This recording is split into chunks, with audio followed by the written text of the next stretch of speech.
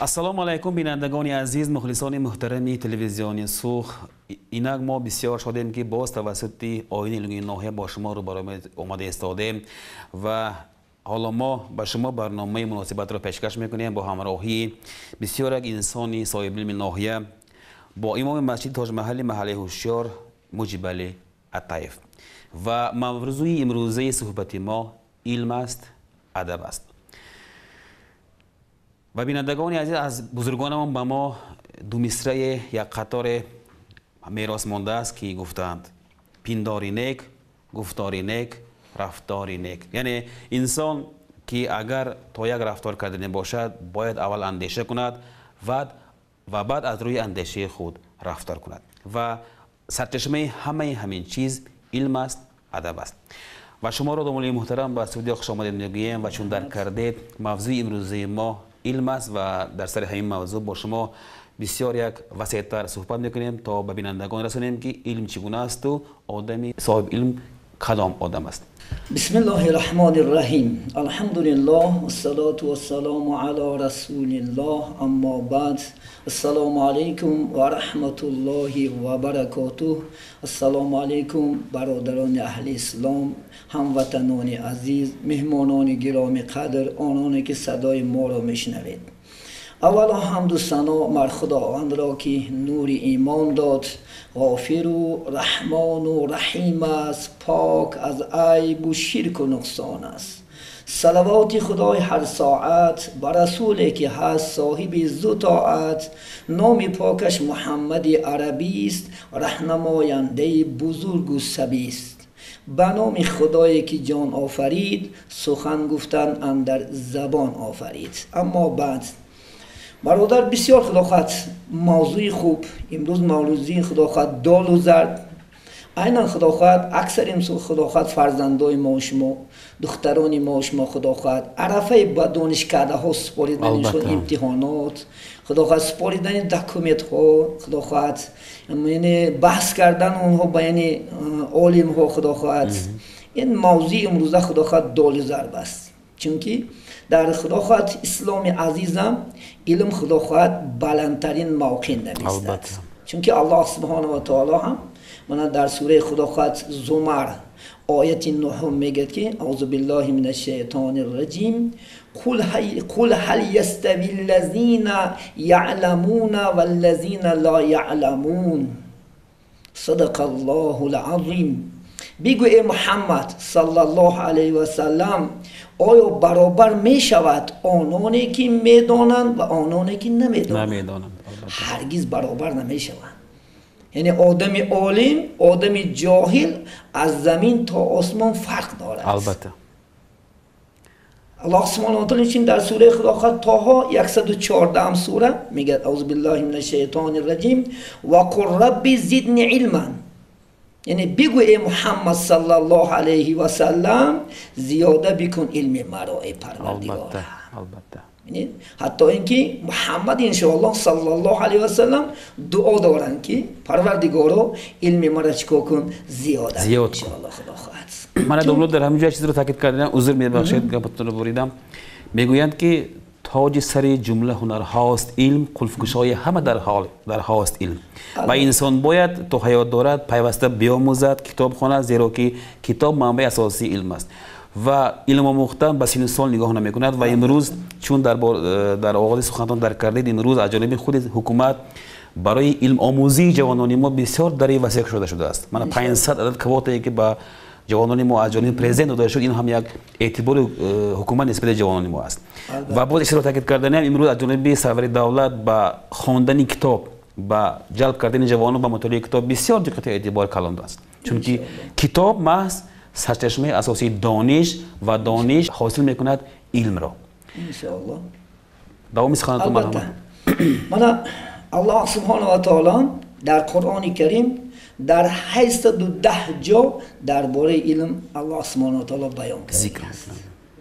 من اولین سرچشمه که خدا خواهد انشاءالله و پیغمبری بزرگوار معلم خدا خواهد ما و شما محمد صلی الله علیه و سلم اولین چی نازل شده؟ خدا حق سبحانه و تعالی برای نماز امر نکرد، برای روزه امر نکرد، برای اینکه حج امر نکرد، بلکه برای خواندن امر کرد. الله سبحانه و تعالی من پیامبر علیه السلام وقتی که 39 ساله شد، آهسته آهسته هر گونه صداها را میشنیدن از جانب خدا، تا اینکه آرامگیری محمد علیه السلام برای سنجشش هر گونه جبرئیل علیه السلام بانگ ها میزد. آهسته آهسته رسول الله خواست که یک جای خلوت انتخاب کنن. خدا خواهد بعد همه هاری هیرا میگن از مکه، خدا خواهد ای حرم تا همونجا 4 کیلومتر است. اکثری حجاج رفته زیارت میکنن، یک جای پست خورده است. خدا خواهد رسول الله همونجا رو اختیار میکنن، در همونجا میشینن. عرفه خدا خواهد دوام 40 سالگی بود، ماه شریف رمضان آخری خدا خواهد دهه مبارکی خدا خواهد اتقوا من النار، رسول الله صلی الله علیه و سلم 10 روز اعتکاف شدن. در وقت اعتکاف مادر خدا خواهد خدیجه رضی الله تعالی عنها بسیار خدمت خدا خواهد بشمار کرده هستند. اف خوش بودن میستادن خبر نیستن. یه روز دیگه بودن که حضرت جبرئیل اومد و بانگ زد، استعیذ بالله اقرأ گفت. رسول الله در جواب گفتن ما انا بقارین، من خواننده نیستم. چون که رسول الله صلی الله علیه و سلم یعنی از کودکیش نه دانشکده خواندگی است، نه علم داشتن. از یک مرد عامی، چیزی که در سوره جمعه هم خدا بیان میکند، ما از یک مرد عامی عالم ساختیم که محمد صلی الله علیه و سلم. رسول الله گفتن که من خوانده نمیتونم. یک بار در کنارشو گرفتن شو، در آغوش گرفتن و یک پخش کرده، یک سرشو دادن، با گفتن اقرأ، با گفتن که در جا من خوانده نمیتونم مخیط چیزه. با یک بار دیگه در کنار گرفتن شو، سر سختتر با سرشو دادن. سیوم مراتبه سختتر جفیدن شد که نزدیک بود میگه رسول الله قریب از رو بزاوته شدن، بس سرشو دادن و 5 آیت کریمه خدا خواهد سوره اقرأ خواندن. اعوذ بالله من الشیطان الرجیم. اقرأ بسم ربک الذی خلق، خلق الانسان من علق، اقرأ وربك الأكرم الذي علم بالقلم علم الإنسان ما لم يعلم صدق الله العظیم. بینید که در این تاکید 3 مراتبه اقرأ ای زن اقرأ، خون گفت. خونید باز خونید. محمد علیه السلام دام نگفت، فهم نگفت، دیگر کار نگفت، فقط یگانه خون. چون که منبع سرچشمه کارم از چی میشه؟ از خواندن میشه. خدا خواهد انشاءالله. من پیامبر علیه السلام خدا خواهد چیکار کردن؟ سرچشمه خدا خواهد سر کردن، ان انشاءالله خواندنه. مثل که شما گفتیم پیامبر علیه السلام گفتن که اطلب العلم من المهد الی اللحد. رسول شما طلب کنه علم از گهواره تا لحد، یعنی سال معینی ندارد. من از یک شکرگزار هستم که الحمدلله من در سن 50 سالگی امروز به این خون اینستیتوت درآمده، خدا خواهد یکم کورس تمام کردم الحمدلله. بیادر شکر. اینم رحمت، اینم یک خدا خواهد امکانیتی که جناب عالی بر خدا خواهد مردم ازبکستان زمین دادن. این امکانیت در یگان جا نیست. البته الحمدلله بیادر شکر که جناب عالی اکثر خدا خواهد چیزا را درک کردن که به علم مردم اداره کنه نمیشود. علم در کار است. چون که رسول الله گفتن که طلب العلم فریضة علی مسلم و مسلمة.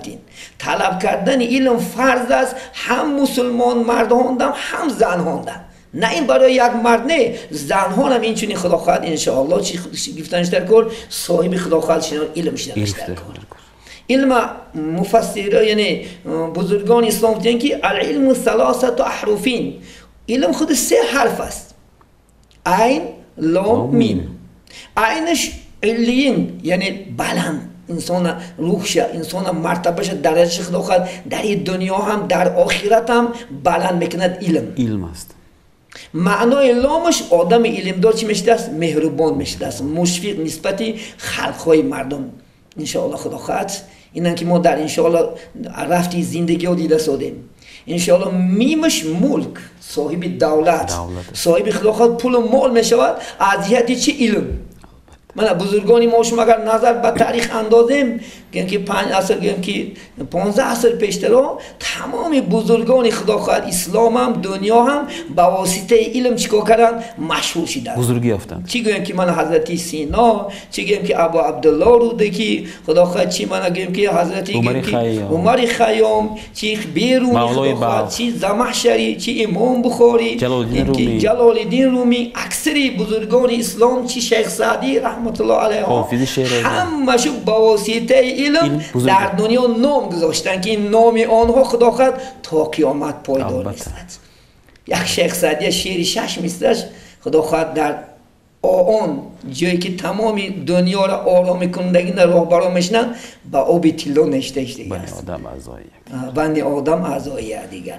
ببینید این اصلی از علم است. الحمدلله بیادت شکر. ما هم خدا خود انشاءالله چیکار کردن در کار؟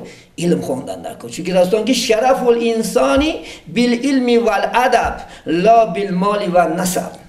شرف انسان بزرگیش به چی میشه است؟ علم آداب کتی میشه است. نه مال کتی. آدمایی که مالش میلیاردره و این خدا خود در نزد مردم هم در نزد الله قدر نداشته است. یا اینکه خدا خواهد انسانی که نسب دارد، از بعضی از نسبش فخر میکند که پدری من فلان چی بود، یا که بابای من فلان چی بود. یا روز حتی اینکه در یک موضع شدیم یا تجربه که بابای ما گفت از روایت ها آب میگرداند. ما گفتم بله، همه گفتم حوض دیهای ما آبش خوب، همین یک تبرو گردون همین تبروش با بوله ما را این که خدا تا قیامت شور آب بیاد بیاد. ما گفتم اینا گفتم تعریف نکن، خودت کنیم. البته عرب ها میگن احمق اون کسی است که میگوید که بابای من یا که اولاد من فلان فلان. این جای فخر نیست. گیردی نامی پدر چی میگردی؟ پدری خیش شو اگر مردی گفتم. نه دید؟ برای همین خدا خواهد برای ما خدا خواهد ایستادن خود می امروز که عمل در کن. امروز خدا خواهد ما شما من با علم به دست گیم که با آداب به دست می خدا خواهد. علم بلندترین قول خدا خواهد، آداب خدا خواهد انشاءالله. حتی اصلا بسیط رحمت الله علیه یک سخنی خوب میگن که من لا ادب له لا علم له. کسی که ادب ندارد علم ندارد. ببینید اولین موضع آداب میساد است. حتی رسول الله صلی الله علیه و آله گفتن العلم ثمر والادب شجر فان لم یکن الشجر فکیف یکون الثمر. گفتن آداب درخت است، علم میوه همون درخت است. اگر گفتن درخت نباشد علم از کجا پیدا شود؟ ببینید حتی میوه هم از درخت پیدا میشود، علم هم از آداب میشد است. این بلندترین قول. حتی پیغمبر محمد صلی الله علیه و سلم سوال کردن که اینقدر آداب خوب از کجا یاد گرفتین؟ رسول الله در جواب گفتن که ادبنی ربی فاحسن تادیبی. من خودم ادب داد که بهترین ادب، چون که خلق محمد خلق قرآنی بود.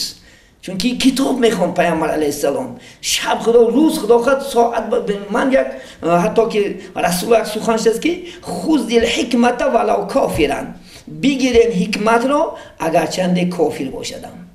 من از همین خدا خواهد طرفای مغرب غرب یک خوش میدارم که وای ها اکثری اوقاتشون وقتاشون در کتاب بالای کتاب صرف میکنن. مطالعه میکنن. حتی در خوابریشون هم کتاب میخونن، در ماشین هم کتاب میخونن، در جایی که شنن یک کتاب. این باید که موندش نشد. چون که علم از ما است. گوهره تمدن شرق است. شرق است. علم در ما است. لیکن چی؟ ما و شما خدا خواهد انشاءالله بیخبر هستیم. حتی که پیامبر علیه السلام میگن که العلم ورثة الانبیاء بان الانبیاء لم یرثوا دینارا ولا درهما. یعنی امام ابو داود روایت کرده حدیث میگه که یعنی پیغمبران میراثش است علم است. البته میراث پیغمبران میراث نموندن، یگان طلا یگان دلار نموندن. حتی که در حج الوداع رسول الله صلی الله علیه و وقتی که آخرین خدا خواهد حج شد بود، درمجا خدا خواهد نصیحت کردن که من برای شما دو چیز پرتافته میرم، یکی قرآن و یکی حدیث من. اگر شما با این چنگ زنید خدا خواهد راه گم نمیابید. حتی ببینید رسول نگو من این قب دلار مونده برفت یا قد طلا مونده بود، اومده که هر ان شاء الله خدا خواهد امتای من علمش نتینی باید هم هست که علمت به عمل چی یار گردد قدری تو یک هزار گردد خدا خواهد ان شاء الله. حسین وایزی کاشفی رحمت الله علیه چی میگن؟ رفعت آدمی به علم بود. هر کی را علم پیش رفعت پیش. میگه که آدم از سربلند شویش، آدم خداخواد پیشروی کنیش با علم است گفتن. البته اگر علم نباشه و هیچی پیشروی نمیکند وای آدم. تا ببینیم پیشروی خداخواد ما و شما خداخواد انسان ها هم خداخواد با واسطه علم پیشرفت میکنیم. حتی که ببینید من خداخواد حتی که میگه یک فقهان یک قاعده است، یا فقها میگن هر وظیفه که دین که احتیاج دارد میگد، یعنی کدام علمی که باشد همون انسان خداخواد آموختن لازم. اگر به دنیا احتیاج داشته باشیم علم خداخواد دین دنیا را باید که آموزیم. اسلام انده خداخواد علم الله، علم دنیاوی، علم آخره گفتگی جوش نیست. همه علم الله هست خداخواد انشاءالله. اگر ما خداخواد سعادتمند خداخواد دو دنیا را قرآن میخونیم، خداخواد عبادت میکنیم، نماز میکنیم، دیگر میکنیم، لیکن سعادت دو دنیا برای سربلند شدن البته علم خداخواد خیمیا، علم اتم، علم کیمیا، علم خداخواد فیزیک، دیگر خداخواد یعنی ما باشیم آموزیم، چون که علم از بزرگان ما و شما در تمام دنیا میراث ماند. با ترقیات مسعودیت میکنه البته اینها. سینا ببینیم حضرت سینا را خدای تعالی چنان عقل داد که سینا ده. یک روز سینا بسیار خدا رحمتش کرده باشد هلاک میشدند، تبابت بیمار دنده. بعد یک بندر میکردن، این عقل زکات میگه خوبیش خدا دادم، بعد خدا خواهد حرکت کردم، بعد علم. بعد همون بنده که از بیرون میموندن از درون ابو علی بن سینا قپیده، یعنی تبابت میکردن میگفتن. بعد یک زن میگفته که همین یک بار من فهمته یک شما گربه میگین یک پیشکه زیر کش میارد و نو زایدگی، بعد میارد و سه که پای هوا میبندد و بعد میگد سینا بینین چی شد؟ من میبینم میگد این میگد بقریبی چند تا یعنی فرزند زایدگی است و این دورش یک دو دانه موش است. اگر همون دو دانه موشتیه اگر خدا خواهد سیاه شده میرود با قوت میآید، همه قولش داده است. ببینید انا علم از علم است، از علم همه چیز خدا خواهد ان شاء الله. البته یکی میگیم که اون علمایی که خدا خواهد در دنیا هستن امروز خدا خواهد ان شاء الله. برای این علمای بزرگای ما علم دو تقسیم کردن در زمان شوروی. علم گویا که مسلمانی کافری. ما از خدا خواهد اروپا 100 سال و 200 سال عقب موندیم. این خدا خواهد مصیبت در بالای مسلمان ها است. بله دین افین خلق است گفتن شعار کرده. تو چه شعارا کردی خدا خواهد ما امروز از علم خدا مونده برفتیم. لیکن همه خدا خواهد دشواری ها، همه خدا خواهد چیزا خدا خواهد اینجا چی است؟ یعنی با علم است. من حضرت محمد اقبالی علامه لاهوری را یک چند مثل شعرش درباره دینی خدا خواهد دنیای هم خدا بودنش خدا خواهد چند مثل شعرش خدا خواهد خوندم. میگم که ساز و برگ ما کتاب و حکمت است، این دو قوت اعتباری ملت است. یعنی در اینجا خدا خواهد کتاب و حکمت گفتیان، کتاب قرآن گفتیان، حکمت علم دنیاوی. اگر ما گفتیان محتاج چمت است خدا خواهد این گفته سیاست اعتباری ملت است. اگر خواهیم که ما ملت های خدا خواهد گیم که پیش قدم شه، ملتی که خدا خواهد در تمام دنیا را خواهد ما شناسن، ما چی دار کرده است؟ کتاب و حکمت در کار بوده است. ببینید آن دو فتوحات جهانی ذوق و شوق، این فتوحات جهانی تحت و فوق. وقتی که میگه شما با قرآن چنگ میزنین یعنی خدا خواهد یعنی کشاده های خدا خواهد این دنیا آخرت نمشترف میشین. وقتی که شما با علم دنیاوی چنگ میزنیم شما خدا خواهد علم کائنات، علم خدا خواهد زمین و آسمان الله شما وجود سیراش هم میکشاید.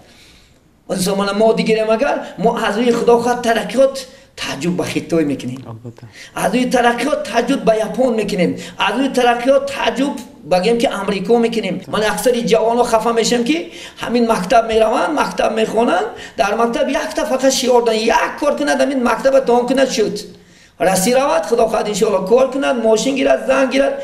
این خدا خواهد مدنیت نیست، کتابخوانی نیست که علم آموزی نیست. با یک تلفن برمده است با من برای پدر مادرش تاکید میکنم که با یک فاتحه گفته یک بدبخت چیز برمده است فاتحه. حالا هشتم میخوند و فاتحه دارن اوجه به اسین حسیمش علم نه، فقط محبت عشق که تی خدا خواهد علم مونده رفته است. خدا خواهد از دورهای طلایی که این دورهای طلایی وقتی جوانی است که این دست ندادن در کار خدا خواهد استفاده بودن در کار، همین سال ما شما از دست میتیم. البته بینیم محمد لاهوری علمه که علم شما جدا نکنه، این علم آخروی این علم دنیوی تو جدا نکنه. در دوام چی میگن؟ هر دو این آمی خدای لا یزال، بندگان را این جلال و آن جمال. این گفت هرچه خداوند داده که علمه. اینا گفت علم دنیاوی فقط خداشو کشف نکردن، اینا کشفیات خدا عقل پیشرفت کرد و کشفیات کردن. نه که علم دنیاوی را علم انشاءالله چی هست؟ الله هست خدا خواهد انشاءالله. برای همین شیخ سعدی هم میگه مسلم نآموخت علم و رای، سیریشت این طبیعت در وجود خدای. یعنی عقل و ذکاوت یعنی معلم نمی آفره، معلم فقط آداب میتیه خدا خواهد، علم می آموزنه، لیکن عقل خدا خواهد انشاءالله الله میتید. چون که عقل از حیوان ما با چی جدا میشیم؟ با عقل جدا میشیم. چون که حیوان خدا فراست داد، فهم داد، لیکن عقل نداد. ما باسه عقل اگر ما شما به ادب باشیم چی؟ حیوان رفتار میکنه. مثل اون جوانایی که خدا ما میبینیم بعضی در آینه جهان نما، بعضی در سایت‌های اینترنتی بسیار حقارت‌های بی‌معنی میکنه. این شرمندگی است برای خدا خواهد انشاءالله ملت خدا خواهد مسلمان.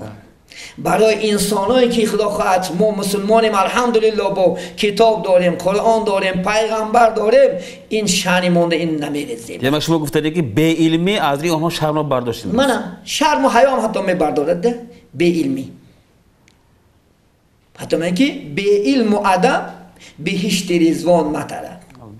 علم نداری ادب نداری تو جنت میدرام نگو.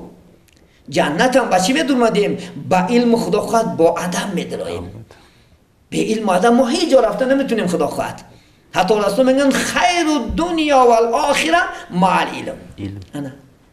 بهترین میگه دنیا هم و آخرت هم بچی است با واسطه علم. درست. حتی روز قیامت که ما از قبر میخیستیم یک قدم نمونده الله سبحانه و تعالی از 4 چیز سوال میکرد است. یکیش علم. خدا نستی که من علم دادم در کجا صرف کردی او علم؟ چگونه صرف کردی؟ چگونه صرف کردی؟ نزد من چی خدمت کردی؟ نزد مردم چی خدمت کردی؟ بگو جواب ده. برای همین که در عرفیت عالمی بی عمل زنبوری بی اصل. او عالم باشی خدا خواهد انشاءالله، علم نداشته باشی آداب نداشته باشی مثل یک زنبوری بی اصل هستی. حتی الله سبحانه و تعالی در سوره جمعه میگه مثل یک یعنی خری است که میگه در بالا چندین کتاب بول کرد، یعنی یک دشواری در گردن نشست و عمل ندارد. حتی خدا در سوره جمعه وصف میکنه خیلی مثل آدم را. حتی اینکه ببینین که در اسلام هم خدا خواهد در دنیا هم فقط انشاءالله چی است؟ علم است، علم است، علم است. حضرت محمد اقبال بود در دو مثل شعرش میگن حکمت اشیا اگر دانی یقین نیست هرگز زاده مغرب زمین. و علم مغرب زمین کشف نکرد، شرق کشف علم شرق کشف کرد. و بابای ما اجدادانی ما خدا خواهد کشف کرد. من قانونی خدا خواهد اسلام هم خدا خواهد یعنی که بای خدا خواهد رشتانیمون خدا خواهد اینشا برهانالدین راشدانی کشف کردن. ما باید با آنها پیروی کنیم. حتی میگه که زمخشری گفته که انسان یک پاش و لنگ است. عربو یک سخن میگن اگر همین زمخشری نمی بود ما حتی زبان نگو میکردیم از خدا خواهد خوارزم. ما فخری خدا خواهد بزرگان میکنیم، ما اکن کیم ما پای همون انسان ها پیروی کنیم، باید پیروی هوای کرده علم آموزیم خدا خواهد، آداب به یاد گیریم خدا خواهد، چی در عائله خدا خواهد، چی در انشاءالله جمعیت خدا خواهد، چی در بین خدا خواهد دیگر ملت ها چنان خدا خواهد سخن کنیم که وای ها قائل شود. البته میگن که رحمت انا بدست کو من اجدادان خدا خواهد امام بخاری، من اجداد از روی دین گیم که من اسلام، یا که از روی دین دنیا گیم که من سینا اجداد خدا خواهد. حتی حضرت سینا بین هم خیلی علم خوب داده است که یک شاه برای سنجش گفته است که سینا را دعوت کنیم بیاید، اومده است. بعد همین زیر کرسیشو 4 تا تنگر مون دادیان. یعنی این قدر میگن سینا دانا است، این قدر دانا است کنیم یک سنجمش. بعد میاد میشینن و یک بالا را یک پایین نگاه میکنن.